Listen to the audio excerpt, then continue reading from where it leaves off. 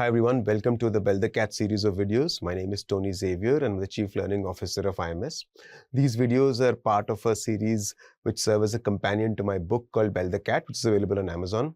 In this particular video, we'll be looking at this very tough question type called incorrect sentence in context and a method called the labeling method that will help you tackle this question type in this least amount of time that is realistically possible. Right? Let's go ahead. What is the usual process for this incorrect sentence in context? You know that you're given 5 sentences which are jumbled. Out of that, they're saying 4 sentences are related very narrowly to a theme and 1 sentence is the odd one out. What do? You read each option and try to sequence the passage, sequence the passage into a paragraph. These 5 sentences, you try to sequence it into a paragraph. You try to identify the links between options. Right? You form a coherent paragraph using all but one of the sentences, and then you choose the sentence as the odd one out. Right? Now, what's the problem with this? One, this process is highly unproductive both in terms of time taken and accuracy, because what are you doing? You are converting this question type. First, you're doing jumbled paragraphs, where you're doing an entire sequencing exercise, and then you are trying to find the odd one out. So one, you're sequencing where you're not asked to sequence. So you will take more time. It essentially becomes solving 2 question types in the time of 1. Second part is, why is this highly unproductive? Why do I call it unproductive? There's a series of reasons for it. Why you should not start by sequencing. First, the sentence that does not fit into the paragraph is not picked from some other passage. So it's not as if it will be so obvious that it will be unsequenced. It is taken usually from the same passage and somewhere very close to it, right? Somewhere very close to that, because otherwise you will easily know that, okay, this is the answer, right? So to make the correct answer not very obvious, it is usually chosen to be as close as possible to the sentence in sequences. So you can imagine it to be 2 paragraphs, 4 sentences from 1 paragraph, and 1 sentence is the last sentence of the previous paragraph, right? Or 4 sentences from the last part of a paragraph and 1 sentence from the beginning of the paragraph. Right? What happens, because it is just chosen a few sentences here and there, if you try to make a sequence, you'll find a sequence. You will easily find a sequence because you will feel, oh, this serves as a good introduction. Oh, this serves as a good conclusion. So you will end up making a sequence because you'll be able to make that sequence because it is actually taken somewhere above or somewhere below. You think this can be the start or this can be the closer. Your job is to get the odd one out. Your job is to not sequence and take a long time doing that. Sequencing will be, as I said, a huge waste of time. How do you do this? What is the alternate method called the labeling method? First thing, label the first sentence. What do I mean by label? Read the first sentence and label it with the topic of the sentence. So in RC, we talk about reading the first paragraph and say, what is the topic of this particular paragraph? Just a broad label, which is the topic of the sentence. Now, this can be, you can use actually phrases from the sentence only, right? So you can say, it can be like, suppose, advantages of echolocation, or you can give it a label. Suppose a sentence says, neuroscience these days has been able to, to tell you which this. What is a simple topic for that you need to put it? What's a simple label? Latest advances in neuroscience. That's a simple label. At times, it can be that there are many ideas in that one sentence, the first sentence that you read. Right? So instead of, if you feel that, okay, this is taking too much time, just take small 2 or 3 short phrases from the sentence and put a label. Okay, this is talking about X, Y, and Z. Just those 3 things. As we're doing the examples, I'll show you that the labeling will seem easier also. And in some cases where I use 2 or 3 short phrases. Yeah. So that is what you do with the first sentence. Now what do you know? You know that the rest of the sentences among them, the same label can be applied to 3 sentences. And in 1 sentence, this label cannot be applied because it will be something slightly different, right? So the label you have given to the first sentence is applicable to all but 1 other sentence. So that is one scenario. For 3 sentences, the same label will apply, more or less, not with too much of a difference. Or the first sentence itself, if it is the odd one out, then this will have a different label and all other sentences will have the same label. Yeah, you know that's the task to do. So what do you do in step 2? you've labeled step 1, proceed to label the other sentences. When you label the next sentence, even though you cannot use the exact title, see if these are actually related to the same idea only, very narrowly related, this is the same idea. So in case you might not be, because already start thinking right from the first sentence that you're thinking in the context, right, of a particular idea. So okay, see if the same label can be applied, right, to the previous one. If you cannot apply, don't deliberately apply it, but see if you can apply. Identify the common theme binding the 4 labels and the odd one out. You will find that on 4 sentences, the label might be slightly, few words here and there, but broadly on 4 sentences, there is a very narrow theme and 1 sentence is the odd one out. Now, what makes this question type very tough is because this odd sentence is very, very close, right? So it almost seems that the same label can be applied, right? So few clues. Odd one usually introduces a new supporting idea, right? How are paragraphs structured? In any passage, good writers discuss maximum, if they write short paragraphs, not necessarily good writers, people can write long paragraphs as well, right? But there is a clear separation of ideas, right? When people use short paragraphs, only one idea per paragraph, one idea in one paragraph. The next one might be a very closely related supporting idea or one related idea, they put it into a next paragraph. In other cases, what happens? People will decide to put groups of similar ideas into one paragraph. For example, I'm talking about advantages of neuroscience, and 3-4 sentences can talk about advantage 1 and 4-5 sentences can talk about advantage 2. Right? That can also be a way. So always understand the odd one out will not be some radically different sentence. It will be related to the theme, but it will be a slightly new small supporting idea, right? Also, the odd one out, ask yourself, suppose you're caught between 2 sentences, right? Since all the other sentences you feel this is a set, if you're caught between 2 options, which option needs some additional information? Which option has some content for you, which you need some context to the other? Suddenly this idea, it seems related, it seems like it's in sequence, but are there some terms in this that need more explanation? Where did this new idea come from? Think about that when you're caught. Last option, you feel that you've done labeling, there is no other method and only sequencing is possible, then you can try sequencing. I'm not saying sequencing is not useful, but if you can do it without it, you might as well solve it fast. Yeah. Now let's do some guided practice. Let's take this method of labeling and see how it applies. As usual, all the questions discussed are CAT questions. Question 1. Animals have an interest in fulfilling their basic needs, but also in avoiding suffering, and thus we ought to extend moral consideration. So what are the key ideas being discussed here? Animals have an interest in fulfilling their basic needs, but also in avoiding suffering, and thus we ought to extend moral consideration. So you know that the main topic of this is giving moral consideration to animals and animal suffering. So if you want to give 2 labels, you can give those 2 labels. So, or you can condense it into one, moral consideration for animal suffering. That is a simple topic or a label that you can apply to this. Right. Now you come to the next sentence. Singer viewed himself as a utilitarian and presents a direct moral theory concerning animal rights in contrast to indirect positions such as welfarist views. So this is introducing an idea of a person called Singer who gives a theory of concerning moral rights which is different from other theories. So the simple label I can give this, Singer and the moral theory of animal rights. Singer is utilitarian, welfare state, all of those are additional things. You need not mention everything here. Simple label is Singer and the moral theory of animal rights is here. Now you see you have 2 different labels.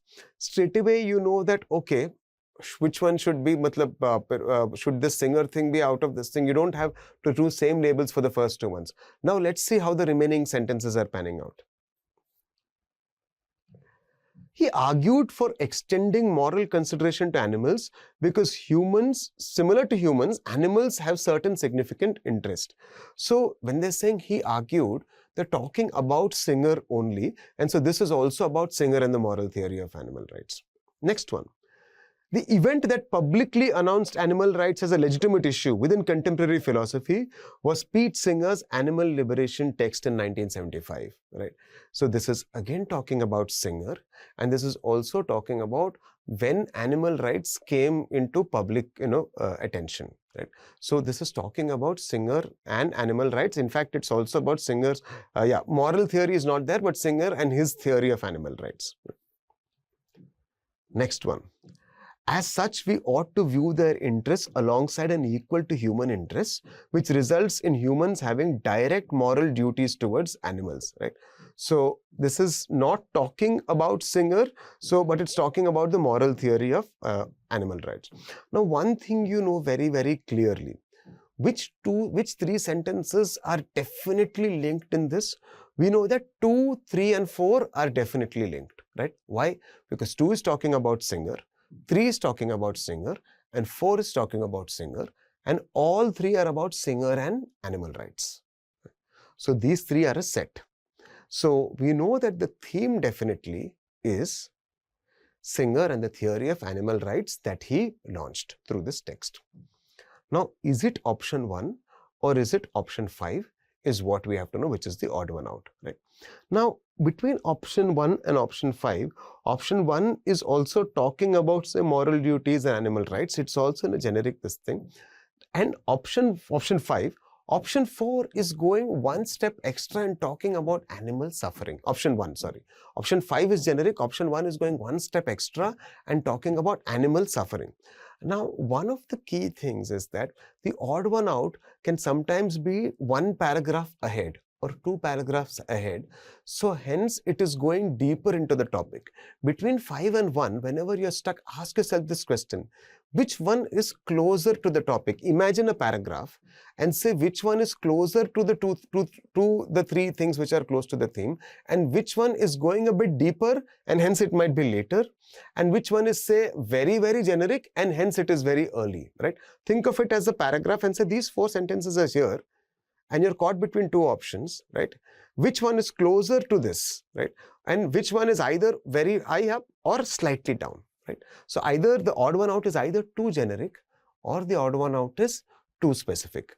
Between 1 and 5, I think one which is introducing a new sub-idea of animal suffering is one more extra step in detail, right? It's a new supporting idea and hence it's not related to the theme. So the odd one out on this one is option 1.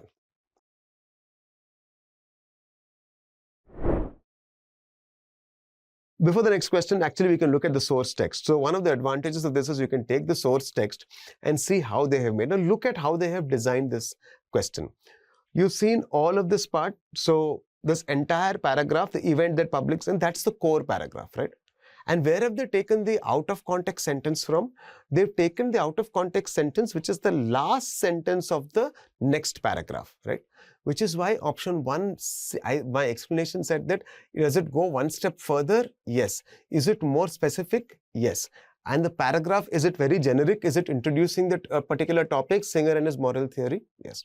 So this is how they frame it.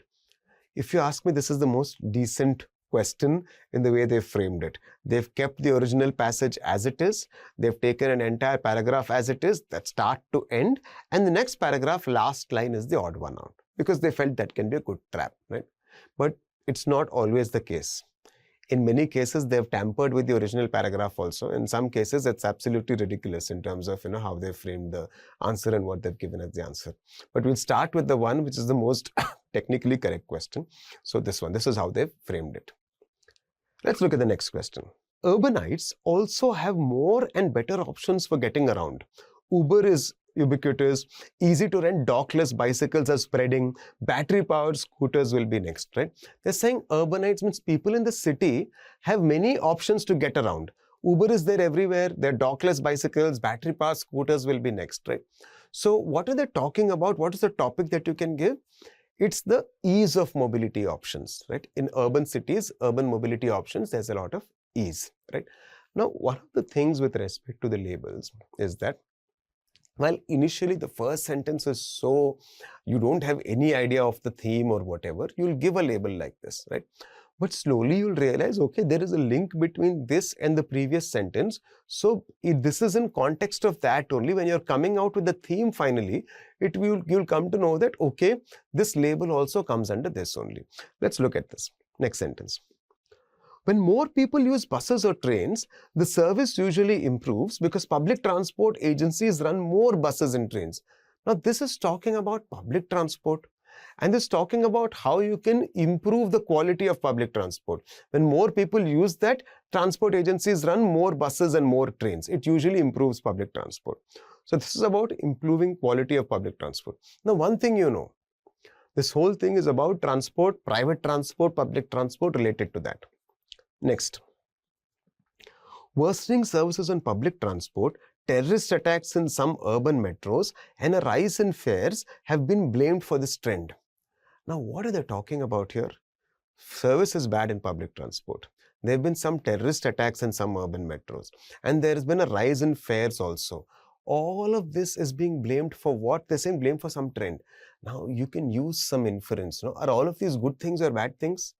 All of these things are bad things. So that means the trend will also be bad. What will this trend be about? You can infer that this trend is that public transport is not being used, right? So reasons for decline in public transport usage, right?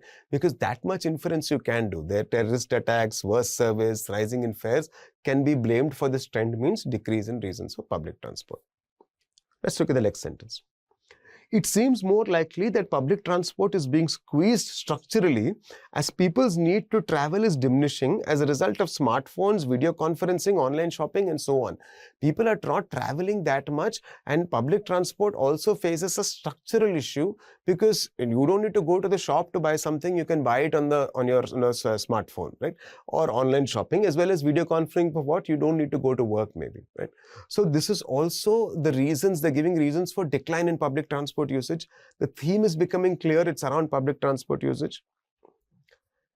There has been a puzzling decline in the use of urban public transport in many countries in the West, despite growth in urban populations and rising employment. So this is actually again talking about the decline in public transport usage that there's been in the West. Now you're understanding the theme very, very clearly. In the West, so you don't need to do the sequence, but you know that the fifth one is the original, is the starting sentence here, that there has been a decline in public transport usage. 3 and 4 are giving reasons for the same. There's worsening public transport and this one, so they've given you reasons. So we know definitely public transport is going down, 3 and 4 are giving reasons, 3, 4, 5 are a set. Now we need to look at 1 and 2, right?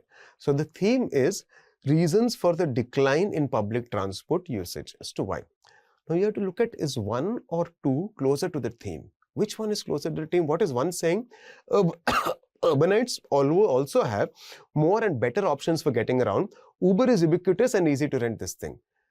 Is 1, now you know the earlier label you had given is ease of urban mobility options, but now you know this is also one of the reasons for decline in public transport.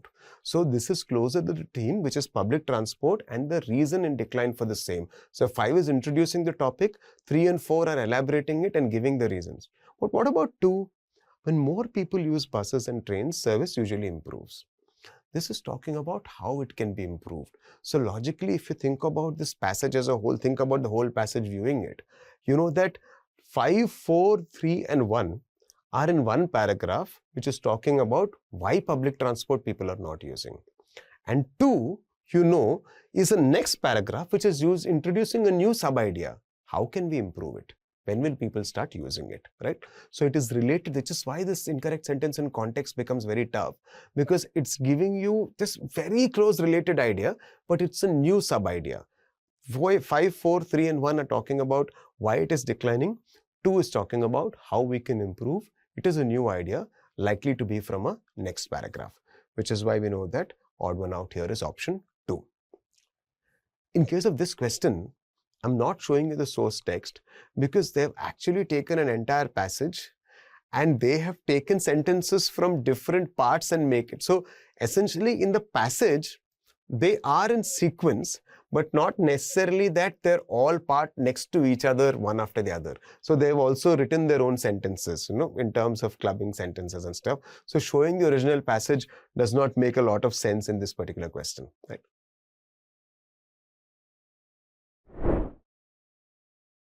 No known real researcher of human behavior would say that gender is all nature or nurture. No researcher would say that gender is determined all by nature or completely by nature. It's not either or. So what can be a good label for this? Definition of nature or research around how is gender defined, right? Gender is defined by nature or nurture. So a very broad, this thing I would say, just to keep myself open right at the beginning, I don't want a narrow label, I'll say research and definition of gender. That's a reasonably decent label to give, research and definition of gender. Yeah, I'll keep that. Now I'll go to the next one.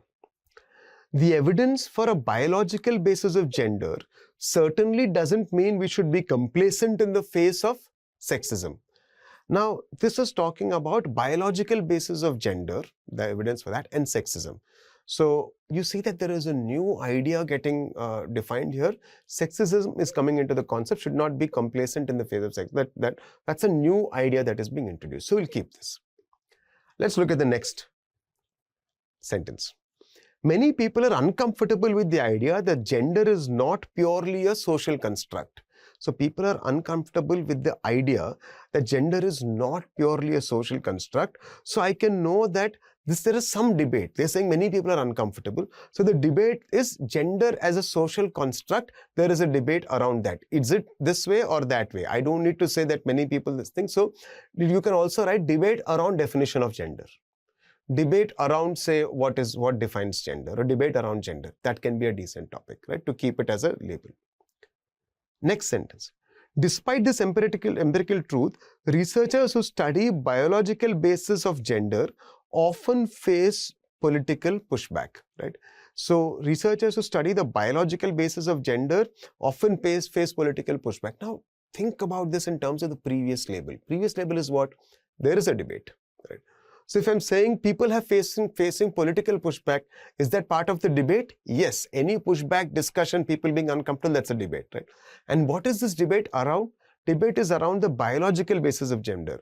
Researchers who study the biological basis often know this thing. So again, this is about a debate around gender as is it a social construct or is it a biological construct? So this also is around the debate of the definition of gender. Is it social? Is it biological? Next one. There is a political preference for gender to be only a reflection of social factors and so entirely malleable. So there is a particular preference that it should only be this. Some people are trying to define it only in one way, only to be a reflection of social factors and not biological. So you know that this is also related to gender. So broadly we know that the theme is what? The debate. Gender as a social construct, is it social or is it biological? That's the theme, right? Now, if you look at the same here, 3, 4, 5 are again very narrow. You know that 3, 4, 5 are very, very clear. It's about the debate. Some people are saying biological are facing a pushback, and option 5 is saying some people are pushing for only as a social idea. So you know that 3, 4, 5 are related. Now between 1 and 2, which is closer to this theme, which is a debate around the definition of gender. 1 is talking about the definition gender, so it's saying nobody is saying that's either or, right? It is related to that debate. Is it nature or nurture? Is nothing but is it biological or is it social? That will take some maybe those with external knowledge of it or slight this thing might happen. But otherwise, it's talking about the debate. Is it X or Y? 2 is introducing a new related idea, which is this whole concept of this doesn't mean that we have to be complacent in the face of sexism. Sexism is a completely different idea that is coming in. So you know that in this debate, if we are arguing for one thing or the other, this thing, it does not mean this. So that's a new idea that is coming in. So between 1 and 2, which is closer to the very narrow theme that there is a debate. It's the theme is only that there is a debate. 1 is closer to the theme that is a debate between X or Y. So 1 also will be part of the theme, and the odd one out, which is introducing a new idea somewhere again slightly few paragraphs down, that is the answer, right? Now, if I show you the original text for this one, if you see, this is how it's taken.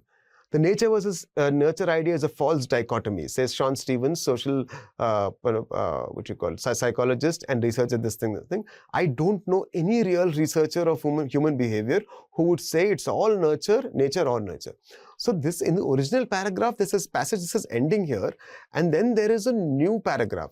Despite this empirical truth, research you study by often face political pushback. Many people are uncomfortable with the idea. So they are making it seem as if all of this, the previous sentence and this is the same paragraph. That's what they're making it seem, as if it's a coherent paragraph. But in the actual text itself, that sentence is a different paragraph, right? So, but all of these are in sequence. Essentially, these are in sequence. And after this, actually, there's a political preference, especially on the left. You see, they've edited this out, that it's especially on the left, right? There's a political preference of gender to be a reflection of social factors, and so entirely manual. So they also edit the stuff so that you don't get this. After that, this was immediately not the next paragraph. The reason I put ... there is, there were 2 more paragraphs here. And after 2 more paragraphs comes this paragraph, and then in the middle of this paragraph, the sentence is there, and the evidence for biological basis of gender certainly doesn't mean we should be complacent in the face, right? So this is coming 2-3 paragraphs later, right? And this is how they are, framing the, what you call questions, which is why I said it's very tricky and not very, very easy. So if you're very, very, particular about figuring out, is this very narrowly related to the theme, and which one is likely to come a bit later, you're likely to find the answer. Yeah.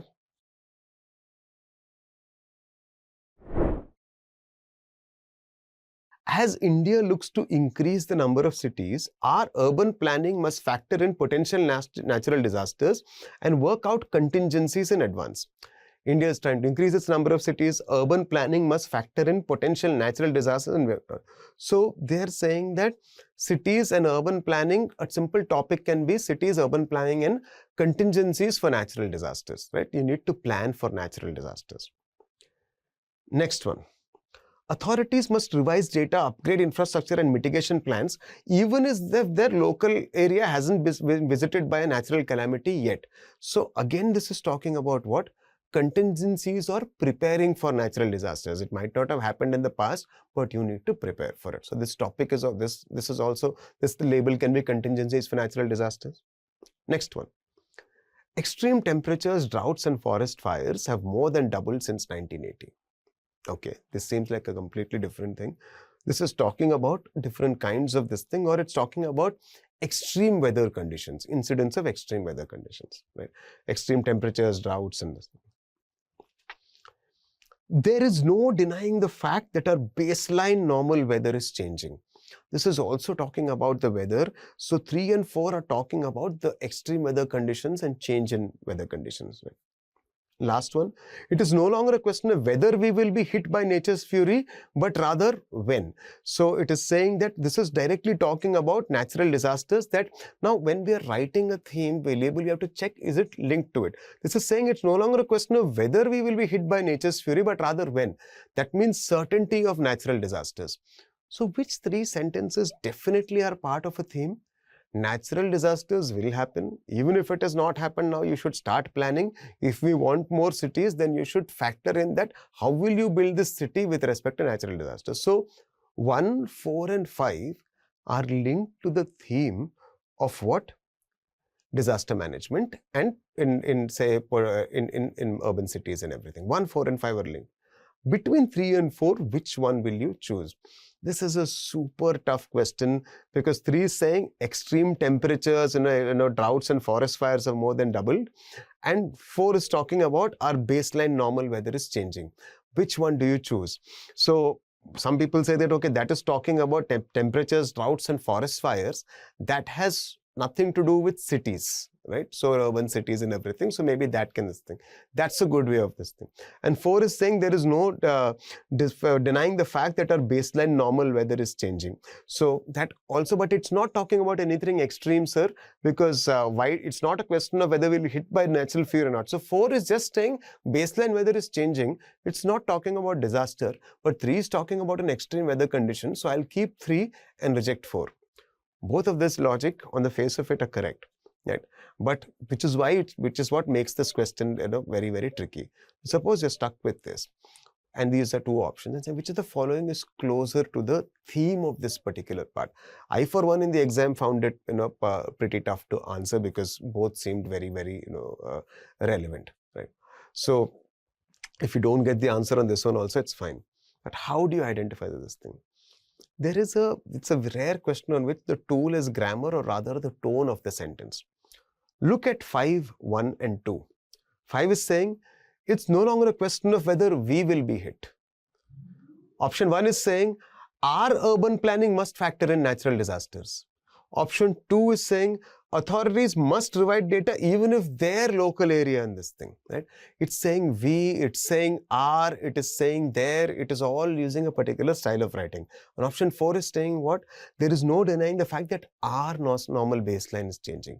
So this our, their, we, all of these sentences are part of the same theme and they're likely to come together. Option 3, extreme droughts and forest fires are more than doubled. It seems like an introductory sentence which is likely to come before, somewhere before, maybe very, very before, or maybe somewhere before.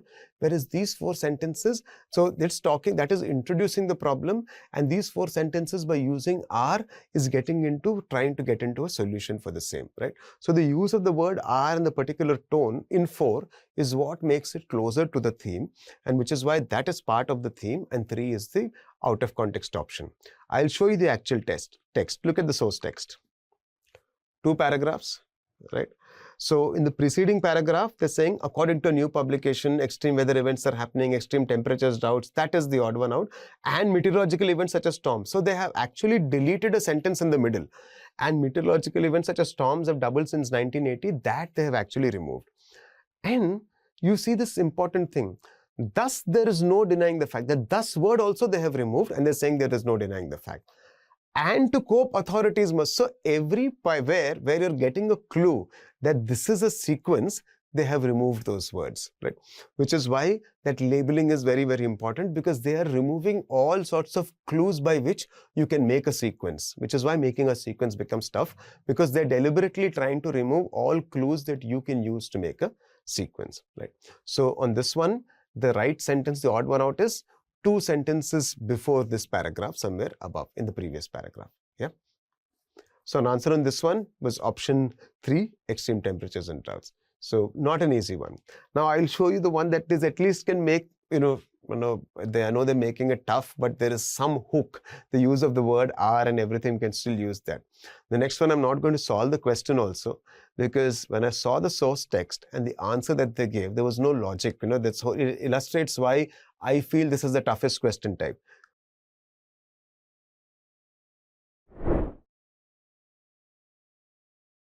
A recent study reveals how Mars lost much of its early water, while another indicates that some liquid water still remains. In the bracket 5, what I mean by 5 is that's the last sentence that they gave in sequence.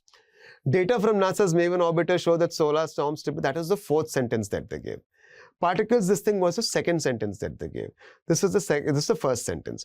The last sentence they removed, right? Now, they gave these sentences in this order, 1, 2, 3, 4, 5. This is the original text. This is how the original text is. And they said that the answer is 1. This sentence is bang in the middle of the paragraph. It is exactly there. And they said this is out of context. Why? But the original person who has written this also has written it as part of the sentence only. So I have no logic to even explain as to how did they decide that the sentence bang in the middle is an out of context sentence. So whenever you're faced with such CAT questions, all you need to do is this, whatever. There is absolutely no logic, at times, and which is why I think that this is one of the toughest question types, because they're changing the original text and arbitrarily deciding why one is the answer or not, right? But still, doesn't mean that you don't answer this at all. If there is an easy question, you should definitely solve, right? So now that you've seen the source text and how these questions are made, ask yourself the following questions whenever you're stuck. So whenever you're stuck, whenever you're finding it tough, you say that which sentence, you're stuck between 2 options. Is this a very generic idea that is likely to come 2, 3 sentences before? In the case of extreme weather, temperatures and everything, it can seem like a, what you call, generic sentence that is there a couple of statements above. Or is it a very specific idea that is likely to come after the core paragraph, right? So we saw that, I'm saying core paragraph because sometimes it's not necessarily like it's not a paragraph also, it's in some sequence, right? So see that, is it a very, very specific idea? Like that definition of gender, that moving on to sexism, so that's like a later idea that is coming. So because I'm saying it's the toughest to availability question type, it goes without saying that whenever you're attempting VA, if you should attempt missing sentence and paragraph first, according to me, this is the a question type that you should attempt last. Because unknowingly you will be getting stuck there, and then without knowing, because you're stuck, you will start sequencing, and before you know it, 3 to 4 minutes are gone, right? So practice the labeling method. It will take a bit of time. It is not easy, but once you get there, at least the easy questions you will be able to solve very, very well. Yeah. So go ahead. Happy practicing. Hope this video was useful. Thank you.